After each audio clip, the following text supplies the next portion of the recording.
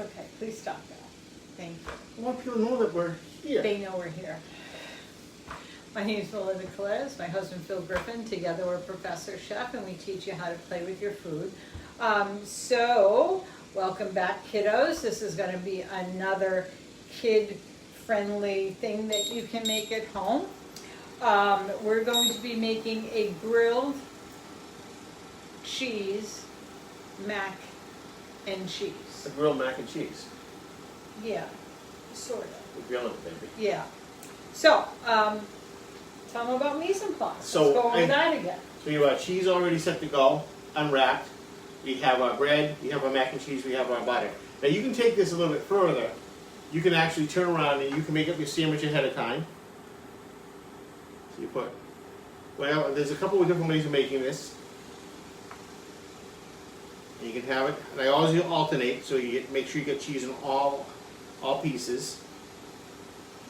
What do you mean by cheese on all pieces? So there's cheese on this side and cheese on the opposite side. So that means the cheese covers the whole entire bread. So, what you could have done Melinda, was... just please, you know. There you go. And what I would do is if I had to make up a whole bunch of these, you butter them, Yup. nice soft butter.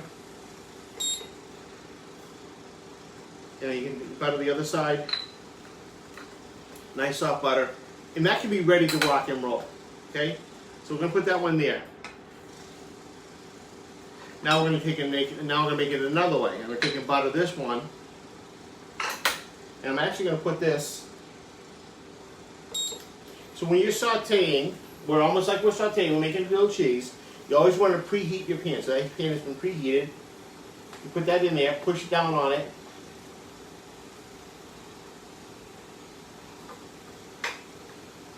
This is that crap stuff. Put a piece of cheese on here. Now what I would do is, I'm going to turn around, in this one here, I'm just going to put my mac and cheese in it. So that's mac and cheese. That's an instant mac and cheese that we just cooked. So that's why you're seeing a little bit of steam come off of it. What we really should have probably have done was cooled it down first. You know, she made it up ahead of time. And you know, boys and girls, don't do this without adult supervision. You're cooking with heat now. This is the first Now we're going to put the other piece of cheese on top. first lesson that we've had where we're actually cooking with heat. I'm going to put these out of the pan because they're going to mess up my pan. Yep.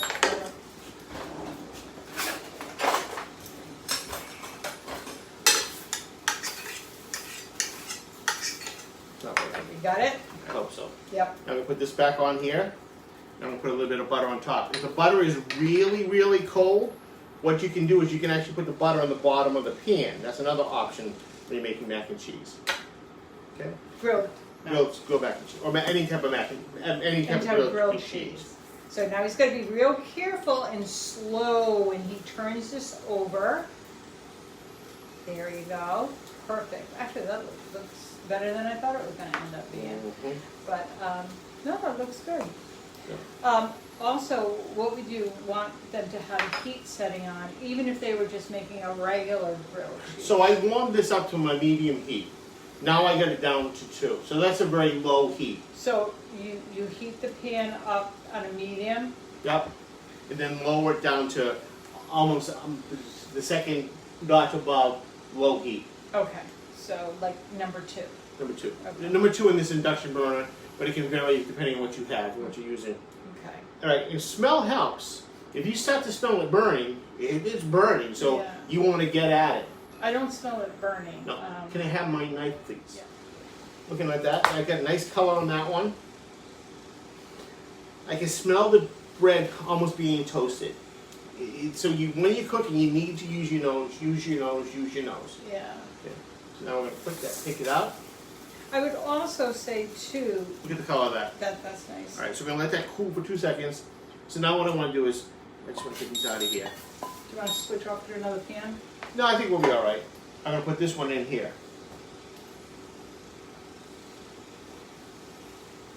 And we're going to let that cook. And hopefully we might be able to flip it. I mean, maybe not because of the stuff on the bottom. Yep. All right, so we're going to cut this. But I think what would may help this cheese melt a little bit faster than that one is because you've already got the mac and cheese that's hot Yeah. inside of that. But if you put it in the pan like we did, Yeah. that helps. But I think this is something maybe if you were 12 or 13, No. you could do with having an adult in the All right, kitchen. so if your parents let you, the easy way you can do this, and then you can make it all the time, is get your George Foreman out. You can make this on the George Foreman. You guys know what I'm talking about, the George Foreman grill? Nobody owns a George Foreman grill. No? No, but not anymore. No, That's not a thing anymore? no. I never owned one, but I think a lot of people use those a Yeah. lot. So kids don't even bother Googling it. You don't need to know. Yeah, you can see it is moving. We go try flipping it a little bit, Yeah, I'd wait a little bit. but it smells really, really good. No, it does smell good. So we're using Italian bread. You can use whatever bread you want. That's what hey, listen, where's the loaf of bread? It's down there. It says Italian on it. It may say Italian, it's not. You could use This is American bread. wheat That- bread. Yeah, but You this can use any type of bread. is not Italian. Another option too is if you don't want to use as much butter, you can put these in the toaster oven. Or in the oven. Yeah, you can do that in the too. toaster oven. So there's a lot of wiggle room to making a grilled Yeah. cheese. Yeah. So now it's moving. So now notice I just quickly move the pan and I just pop it. So now you graduated from your beans to actually flipping your grilled cheese. And kids, don't do this unless you have an adult's permission, please. And if you're doing it, well, grilled cheese is not going to make a mess. If you're doing an omelet or a crepe or something like that, well, if it falls on the floor, it's not a big mess. This could have been a mess. Yeah, well, that's why I didn't do it with that one. Yeah, do it off. Don't do it near the burner. Do it. I always have people stand here and do it right here. Yeah. Okay. Okay. Yeah, and that's done. Yeah. Easy peasy lemon squeezy. So is this what we're having for dinner tonight? It's up to you. I love grilled cheeses. I just a lot of.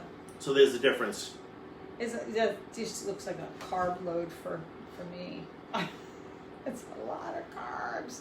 Which one would you prefer? Mm-hmm. I know. All right. All right, so that's today. Now what's tomorrow? Tomorrow is the waffles and chicken. No. It's It's the chicken in waffle. Waffles and chicken. Chicken in waffles, not chicken and waffles. Chicken in waffles. Listen. It's down south, wherever you go, it's chicken and waffles. How we get to that point doesn't make a difference, okay? But it's, we're calling it chicken and waffles. It's different. It is different. It is different. And when doing your fish and chips different oh too. my God, my fish and chips recipe, it's so simple, and you kids will ask for it every night, I guarantee it. So Especially for Lent. for breakfast, who knows? All right. All right, we'll see you See you tomorrow. guys tomorrow. Take care. Bye, Have a good bye, night. bye-bye. Bye.